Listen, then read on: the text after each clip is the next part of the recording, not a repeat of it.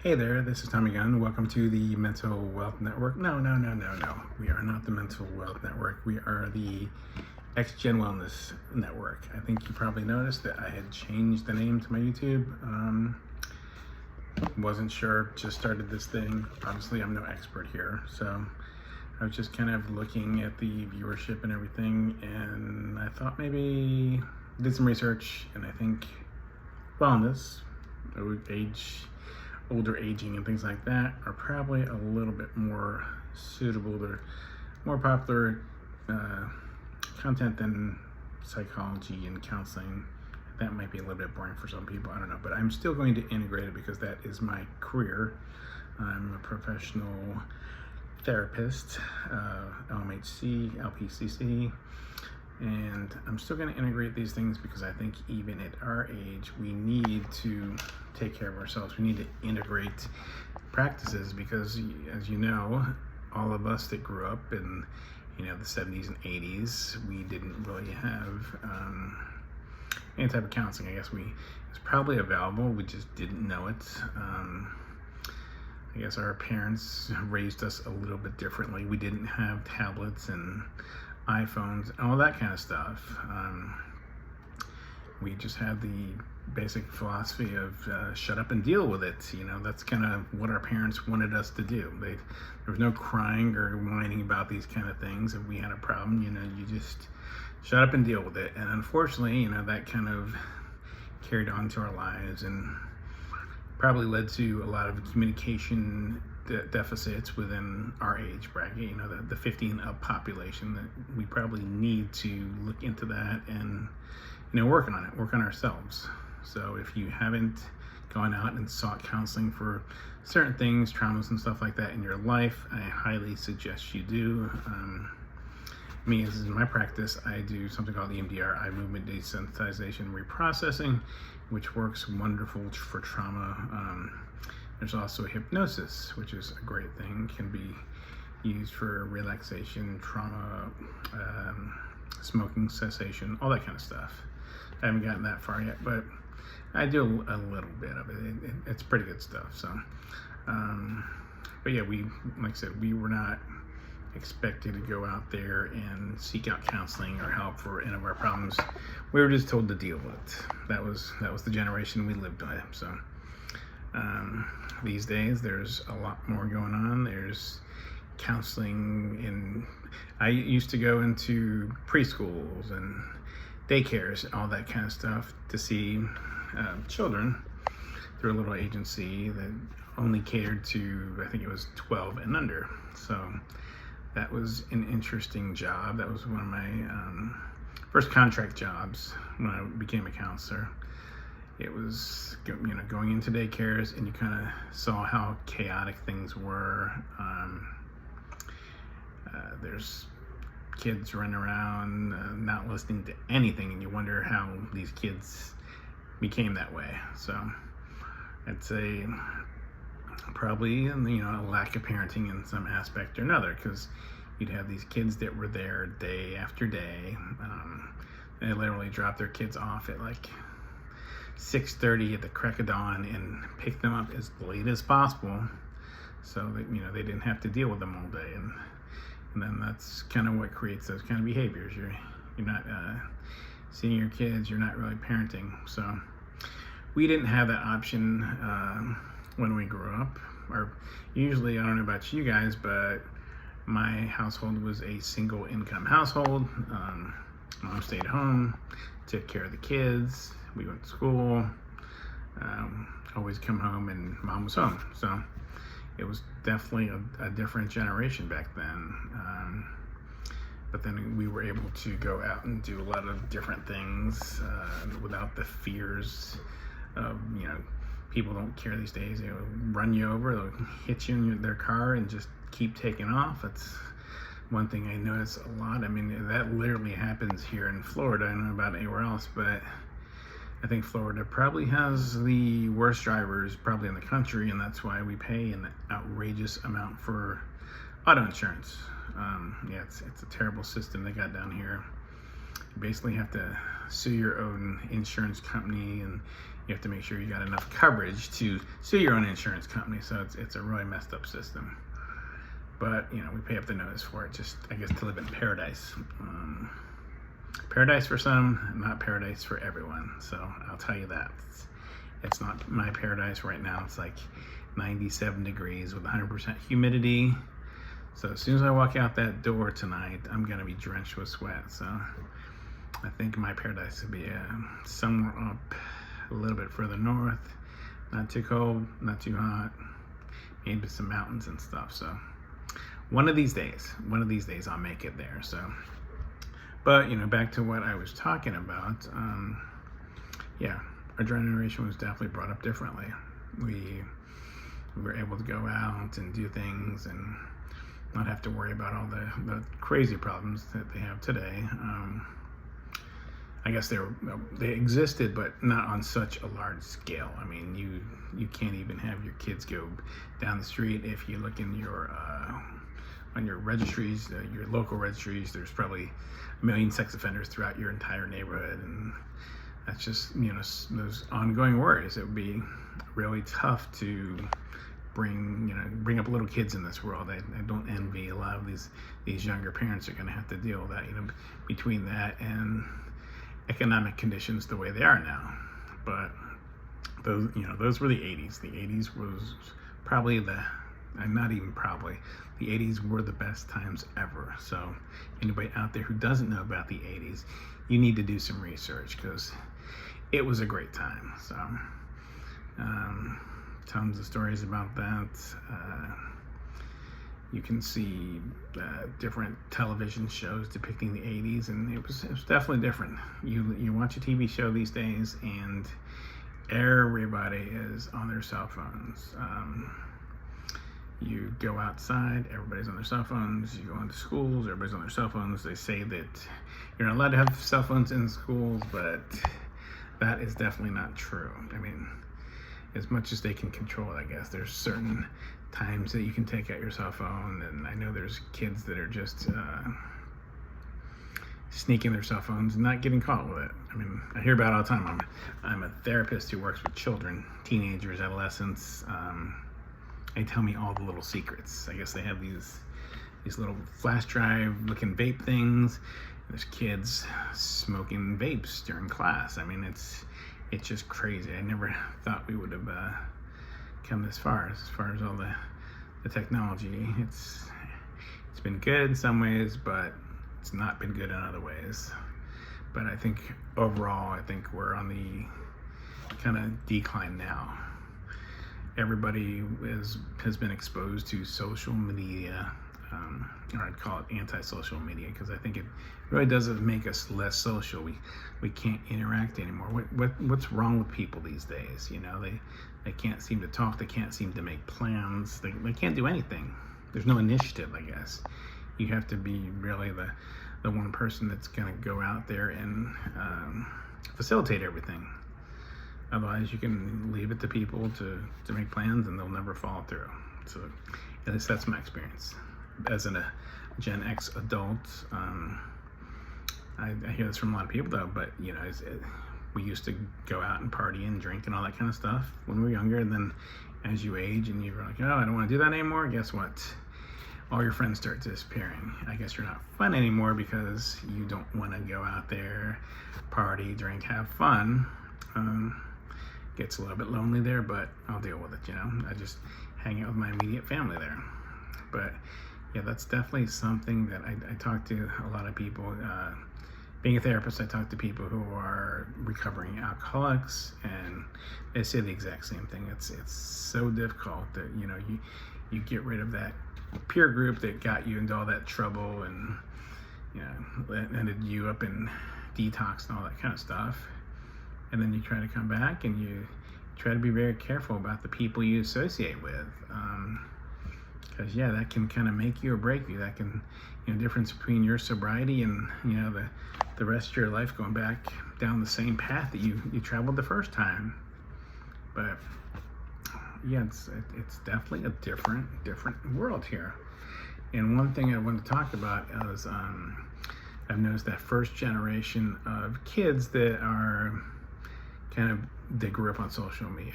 It's one of my pet peeves there. Going into a restaurant and you see a couple kids, 3 or 4 years old, and the parents have these big, giant tablets, these things, these big iPads right in front of them the whole time, and that is so freaking annoying. So I can't stand it, don't like it, but it's there to pacify your kids, right? But I don't think that it's a good idea. In fact, I know it's not a good idea, and I've treated like, there's kids who are addicted to video games, addicted to screen time. It's bad for your eyes. Ever since I had to do telehealth, my eyes started going bad. Now I wear glasses. I didn't wear glasses until after COVID, and we had to go to telehealth strictly. But here I am. So, but yeah, it's one of those things. Sitting in restaurants, your kids scream, so you give them a tablet. And I think a lot of it is like United States thing, a cultural thing. Because I was in a restaurant this weekend in Orlando, and I saw some foreign people, and their kids were young and getting a little bit rambunctious. So they corrected them, and the kids sat down, and they were fine. They were quiet. So I guess apparently in other countries, maybe certain countries, that they don't do that kind of stuff. And I commend those parents for not trying to pacify their kids with a tablet. But like I said, I've seen the fallout. I've finally treated some people that were like young adults who literally told me that they were basically given a tablet, 5, 6 years old, and for the rest of their lives they had that tablet. That was like their security blanket. When we used to have like little dolls or something like that, a teddy bear, our little security. But when you've got a tablet, you're consumed by anything that's on that tablet. Parents aren't really paying attention. There's no control over it. You can't monitor everything that's on YouTube. It's just impossible. I don't care if it's YouTube Kids, whatever it is. I don't know. I've never watched YouTube Kids, but I know that one thing leads to another, and you'll get some place that you don't want them to get, and then they grow this severe dependence on this tablet, and they have these massive tantrums if you don't give them the tablet. So what do the parents do? Give them the tablet. So, and what that does, it creates this, I need this tablet. I can't go anywhere with it. And these parents are kind of bought into that whole idea. I had one parent of a teenager come in one time, and the video games were the big problem there. I thought, okay, well, maybe we need to have some kind of regulation, some kind of control over it. But when I had to get the parents on board, if this is one of the major problems, so what can we do? And I was literally told that the father said that they were a gaming family, and no matter what, that's not something that was going to be taken out of our family. So I didn't want to just take it out. I just wanted to put some controls over it because it was becoming so obsessive, consuming so much of their time and everything. But that's what it is. And I just said, well, if that's the way it's going to be, then treatment's over. I don't need to be working against you with no support. Working against you, no support. There's no point. So I had to just end that session and never see them again.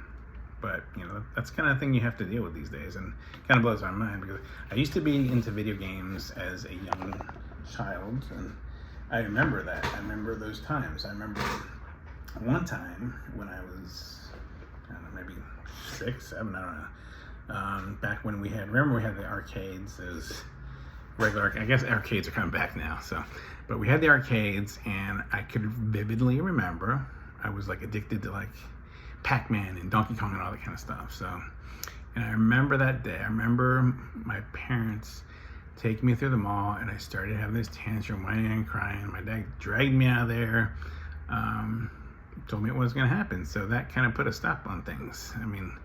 Parents were a little bit more forceful, especially my dad. So, but yeah, that's kind of the way it was, and I can kind of relate to it because things are like 100 times worse now, especially when you're giving your child that tablet at 4 or 5 years old, even 2, 3, just to quiet them down, quieting babies down. You don't know what that does to a child. Who's raising your child? You know, your child's being raised by basically a computer. Computer has no feelings or emotions or anything like that. And that's, you know, that's the difficult part about it. You're disconnecting your child from the real world, from being able to interact with other people, when it should be totally the opposite.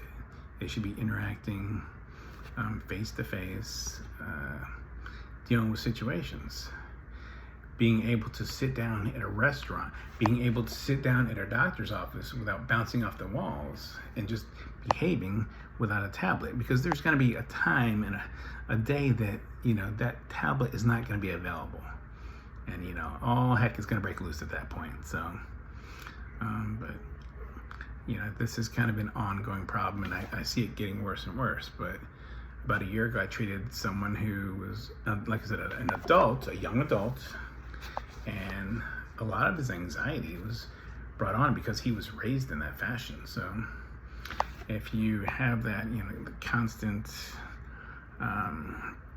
need for electronic media, I literally had to have a schedule of when he could get off and stuff, because he was literally addicted to electronics, video games, computers, all that kind of stuff. I mean, it basically consumed, you know, 80% of his life.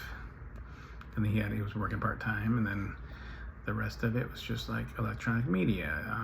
You know, you can't go to bed because you're sitting there scrolling on the phone. I'm sure a lot of my age, Gen X, can probably relate to that even. I know it's hard. They've made things so easy. These algorithms have, you know, they've got us. They've got every aspect of us. The advertising, I mean, you just look at something, you talk about something, and we know this goes on, and then bam, there goes, you know, the advertising. Whatever you're thinking or talking about, I swear, it's whatever you're thinking about even. But yeah, you have a conversation about something, bam, it pops up. We all know that happens.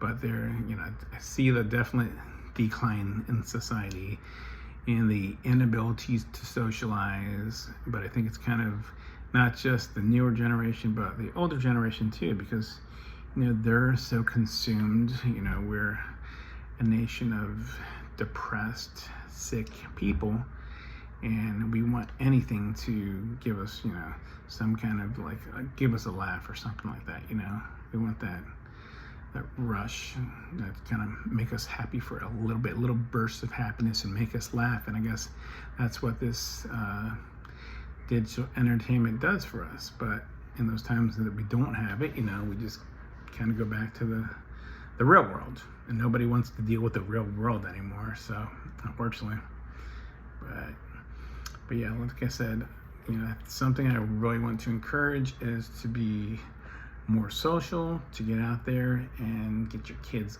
off the tablets. Learn to delay their need for instant gratification. You don't need everything right here, right now, all the time. And I think us adults, you know, we've gotten that way too. We are rushing around. Why is everybody in such a darn hurry? I mean, I see people like riding down the street at 65 miles an hour in a 35 mile per hour zone. Why? Fortunately, I'm either leave early, or I'm usually not too much in a rush to get anywhere. I mean, luckily, I'm able to kind of work my own schedule. I see private clients and then do some work over the phone and stuff like that. So I guess I live at a little different pace. Still would like to slow it down a little bit more, but yeah, we all need to learn to slow down a little bit more, kind of pace ourselves. Make sure that we're, you know, headed in the right direction. Get that balance, you know. Don't overwork yourself. And it's hard because things are expensive out there. We're just trying to make it day by day. But please, people, get your kids off those tablets. Go out there and interact with the real world. So that's kind of just my message today. And that's what I wanted to talk to you about. So please like, subscribe, and share if you like this content. Still trying to figure it out there. But wellness, mental health, all that kind of stuff kind of goes together. So I'm going to be talking about a lot of different things. And So hopefully you guys can build this community from, where it's at right now, which is like, I think 1 subscriber. So please go on there and like and share and subscribe. And then we'll have a lot more to talk about. Regardless, we'll have a lot more to talk about because I'm just going to keep rambling on no matter what. So, but thanks again for joining me. This is Tommy Gunn of the Mental Wealth Network. Disconnect. We're just not connected enough to people. And stay away from the anti-social media, because that's really what it is, guys. All right. Have a good day. Bye.